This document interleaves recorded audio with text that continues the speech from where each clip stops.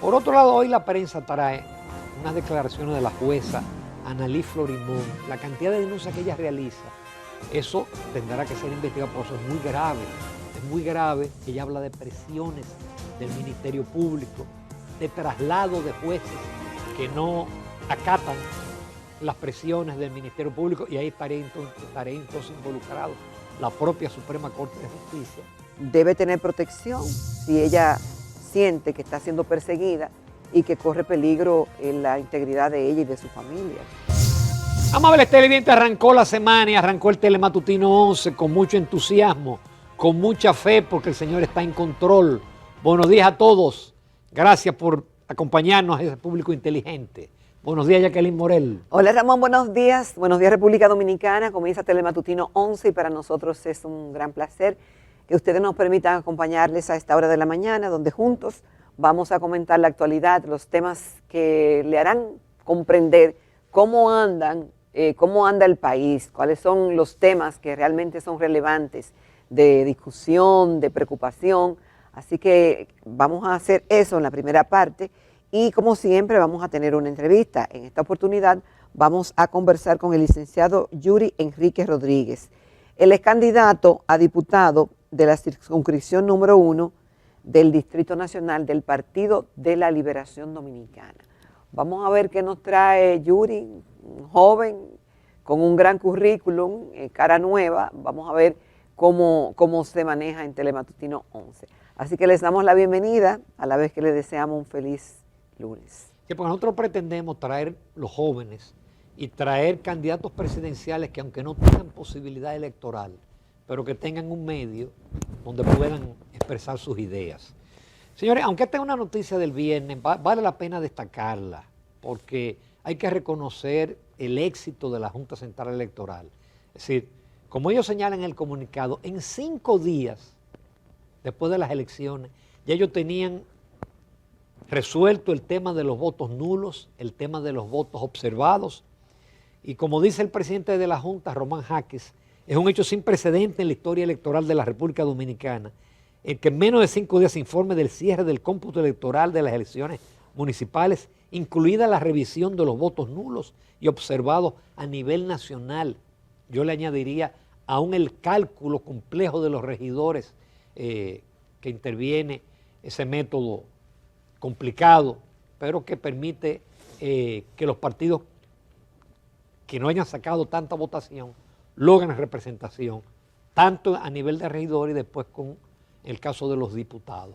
El método de transmisión funcionó a la perfección y yo pienso que la Junta va con mucho nivel de confianza para las elecciones del 19 de mayo. Así es, por primera vez en la historia los periodistas con camarógrafos, con fotógrafos pudieron acceder al centro donde se estaban contando los votos, a los diferentes centros de votación. No hubo esa represión, ni esa doble agenda, yo pienso que la Junta actuó con mucha transparencia y eso le da mucha seguridad.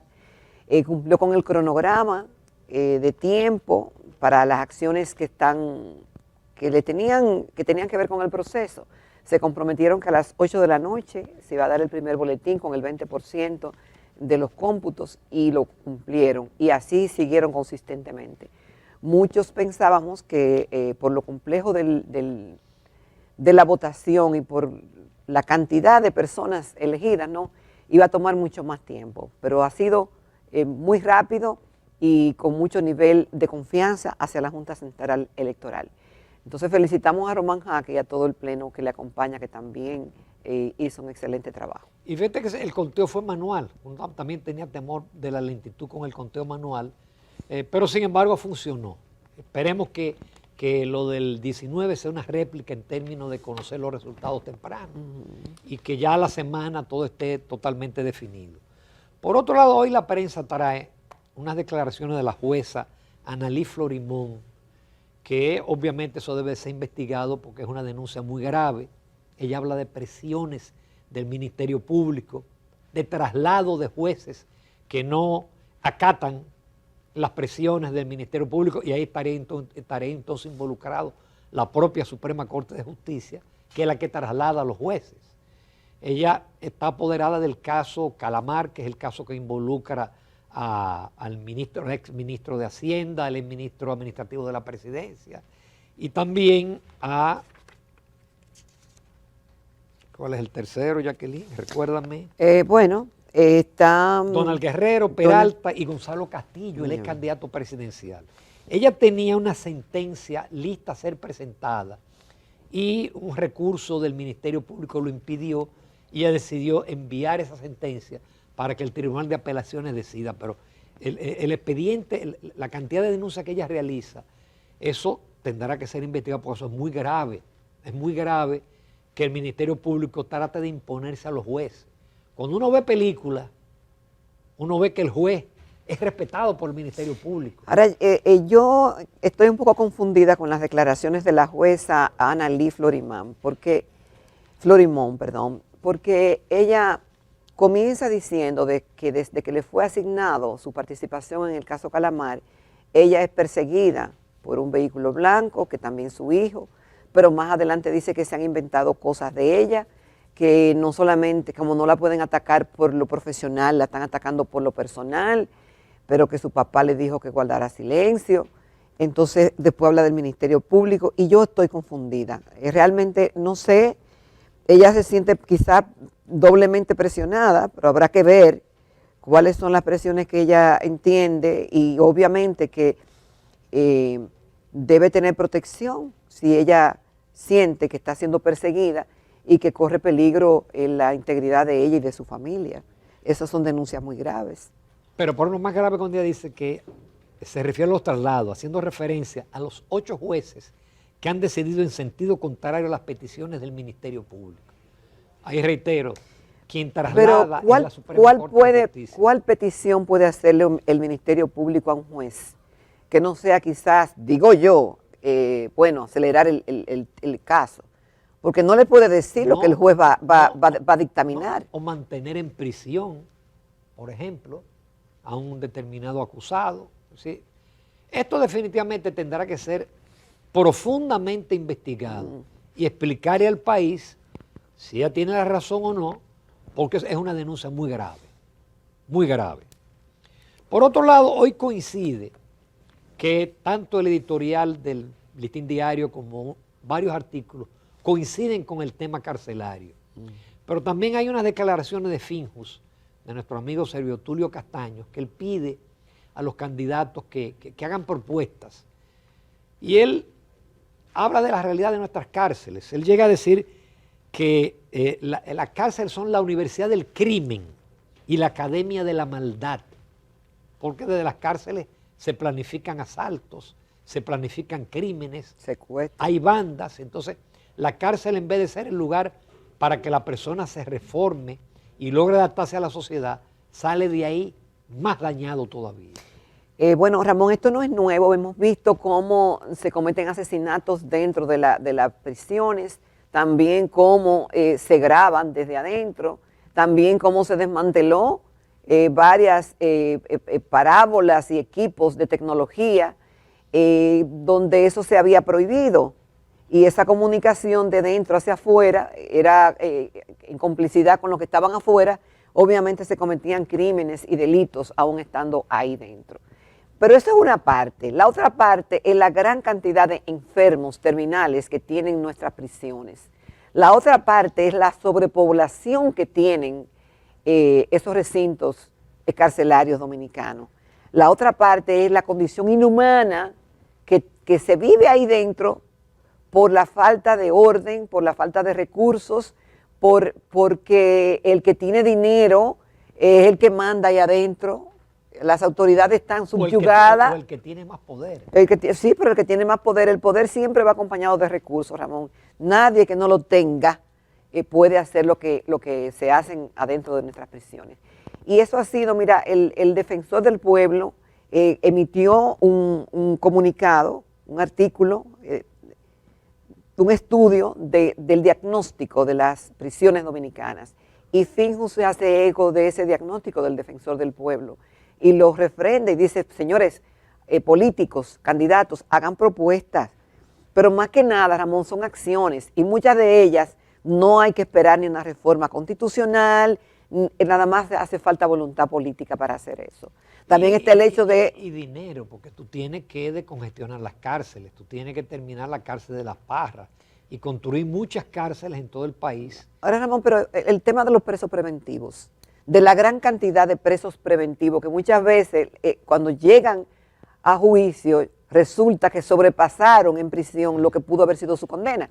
Entonces, por ejemplo, si se hace algo para eso, como lo que hace la Defensoría Pública, que ayuda a mucha gente que ya cumplió y que no tienen a veces 2,000, 3,000, 5,000 pesos para pagar una fianza o para salir. Entonces, hay pequeñas acciones en lo que viene el dinero, Ramón, que se puede hacer para mejorar las condiciones por dentro. Y el tema, por ejemplo, de Las Parras, que terminen aunque sea una parte. Esa edificación costó muchos recursos y puede, si no se habilita completamente, pero por pabellones, puede descongestionar, por ejemplo, La Victoria. Eso se habló tanto que se llegó a decir que qué se hacía con La Victoria, que si se demolía o si se convertía como en una especie de, no sé, de referente, no sé. Pero, es decir, hasta ese punto se llegó y han pasado los años y no se ha hecho nada. Hay otras acciones, por ejemplo, todo el mundo sabe que tecnológicamente es posible usted anular la señal de los celulares en las cárceles, pero ya no es solo eso. Vimos el extremo en la cárcel de La Victoria, donde instalaron parábolas Starlink, parábolas de última generación, que usted dice cómo entraron, cómo las instalaron, cómo las manejaban, y de repente se dieron cuenta, mira, no, estaban ocultas entre los tanques y entre... son explicaciones infantiles. No, hombre, por favor. Pero usted no ve que cae ninguna cabeza, es decir, no cae nadie, ya eso pasó, y a lo mejor ya instalaron otras parábolas, quién sabe. Pero desde dentro se siguen comunicando y cometiendo crímenes. Lo de la torre reciente, donde penetraron armados, eso fue organizado de la cárcel de La Victoria. ¿Te imaginas? Y cantidad de crímenes y delitos son organizados por gángster que tienen libertad dentro de la cárcel para hacer lo que ellos quieren. Mira, la FIJUS pide al Ministerio Público y a la Dirección General de Prisiones que encuentren alternativas humanizantes, modelos sustentables y prácticas que sean coherentes con nuestra democracia y sus principios. Imagínate, también destaca que el sistema penitenciario refleja magnificadas las distorsiones, debilidades e incoherencias del sistema de justicia dominicano. Y todo eso es cierto. Y se necesita mucha voluntad política para hacer eso y que cada quien juegue su rol. Dirán, pero el Ministerio Público, ¿por qué no hace la Dirección de Prisiones? Ellos tienen su responsabilidad. Ahora el Ministerio Público tiene una papa caliente, porque cambiar la dinámica de enfrentar la corrupción en la República Dominicana y desmontar eso va a durar muchos años. Y es difícil, y faltan recursos, y faltan fiscales, y faltan esa coherencia que tiene que haber, y eso, coordinar eso es difícil. Voluntad, faltan muchísimas cosas. Por otro lado, del área de la economía, yo recuerdo cuando el PRM-PRD era oposición, a mi amigo Miguel Seara Hatton, hablando de que esta era la economía que más crecía en la región, pero no disminuía la pobreza.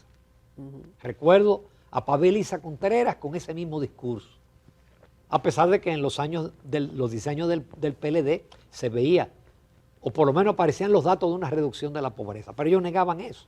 Bueno, pues ahora en el gobierno nos dice el Ministerio de Economía que el año pasado, con una economía que apenas creció 2.35, es decir, el menor crecimiento en 30 años, donde los precios de los alimentos siguen en aumento por encima de la inflación, dice el Ministerio de Economía que ha aumentado el ingreso de la gente.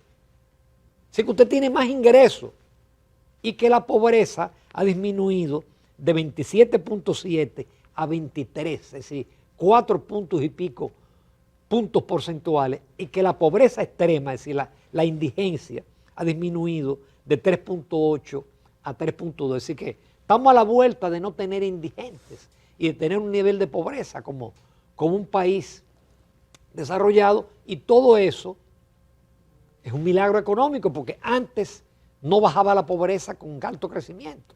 Ahora, con bajo crecimiento e inflación, resulta que tenemos menos pobreza.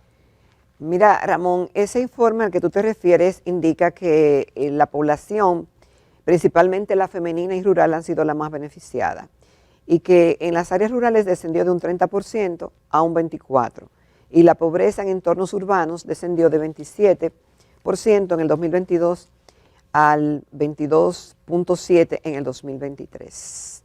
Mira, hay muchas cosas. Nosotros veíamos en el pasado de que había un magnífico crecimiento económico, enorme, pero eso no venía acompañado de una disminución de la pobreza, ni que fuéramos más y que hubiera menos desigualdad. Y que se decían que hacían falta políticas públicas justamente que acompañaran ese crecimiento económico. Pero resulta que hay países que no tienen tanto crecimiento económico o que a veces lo tienen muy mínimo, pero que sí mejora las condiciones de pobreza de la población. ¿Por qué? Por el diseño de políticas públicas que se traza ese gobierno. A veces hay un gran crecimiento económico y ese crecimiento se fundamenta quizás en que esos recursos y que será destinado, por ejemplo, a la creación de muchas infraestructuras. En este caso, pudiera ser, Ramón, que las políticas públicas del gobierno, enfocada en bonos, en subsidios, en tarjetas, pensiones, etcétera, haya mejorado las condiciones de un porcentaje de la población, y por eso ellos hablan de la disminución de la pobreza. Pudiera ser eso porque las políticas públicas son las que determinan, a veces no es el crecimiento económico que determina exactamente que haya esa bonanza. Pero es una disminución de pobreza transitoria, porque ese bono se agota en 2 o 3 días.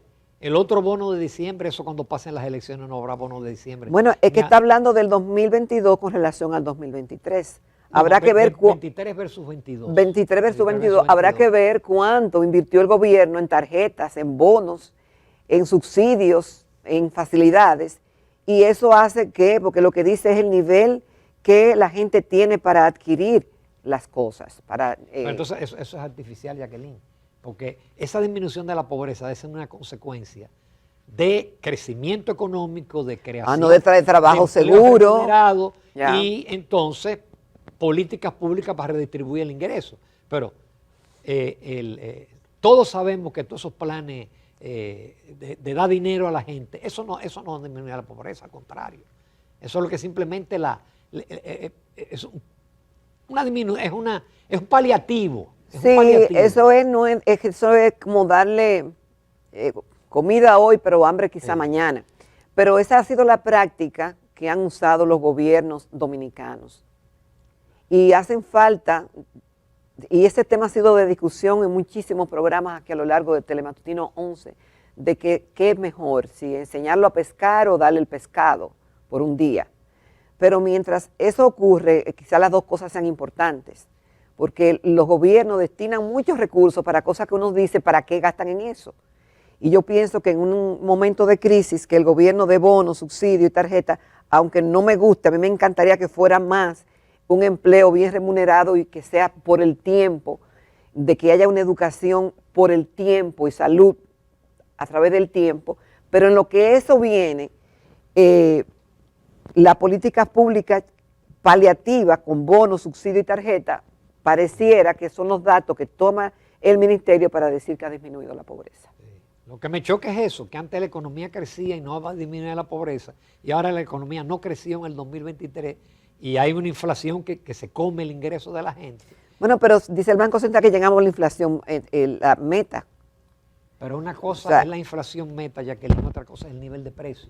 Es decir, el galón de aceite no ha bajado de precio, el arroz no ha bajado de precio, es decir, los alimentos han seguido a una tasa el doble de la inflación del Banco Central, porque una cosa es la inflación y otra cosa es el nivel de precio. El nivel de precio no baja, el nivel de precio sigue subiendo, lo que pasa es que ahora está subiendo a una velocidad más reducida. Antes estaba creciendo a un 10% y ahora está creciendo a un 4%. O sea, a mí no me cabe en la aritmética que si los precios aumentan, la gente tenga mayor ingreso.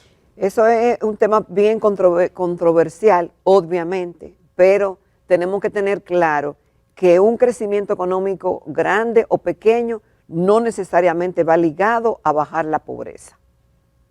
Depende de la política pública y de muchos otros factores. Pero la política pública, yo insisto, no puede ser darle dinero a la gente. La política pública es crear empleo, crear las condiciones, mejorar la educación, mejorar la salud. Eso sí son políticas Ahora, Ramón, dirigidas. ¿quién comenzó aquí las tarjetas y los bonos para el público, para la población? No, en el Lo comenzó. gobierno de Leonel Fernández, cuando la crisis bancaria provocó que se crearan 1.5 millones de pobres. Ahí tú tenías que acudir. Bueno, pero 1.5 ¿qué millones. pasa? Lamentablemente en política aquí las prácticas se replican. En un momento determinado se llegó a decir que la tarjeta Solidaridad vinieron a copiarla de otros países. ¿Te acuerdas que se robusteció el tema? Ese tema que antes no era visible. Y Visa Internacional felicitó la forma como eso se Mira, manejaba. entonces, A mí me encantó el discurso de Gloria Reyes, cuando vino por primera vez al programa, que dijo, no, la tarjeta de nosotros ahora, por eso se llama Supérate, porque vamos a darle curso, vamos a darle esto, de forma tal que disminuya. No, mentira, lo que ha hecho es que han aumentado la tarjeta. Y si han aumentado la tarjeta, entonces ¿por qué ha aumentado la pobreza? ¿O no? Porque la tarjeta ha aumentado. Eso Pero bueno. es controversial el tema. Pero obviamente que si está establecido que está esa ayuda, no es verdad que viene otro gobierno y se la va a quitar por razones políticas.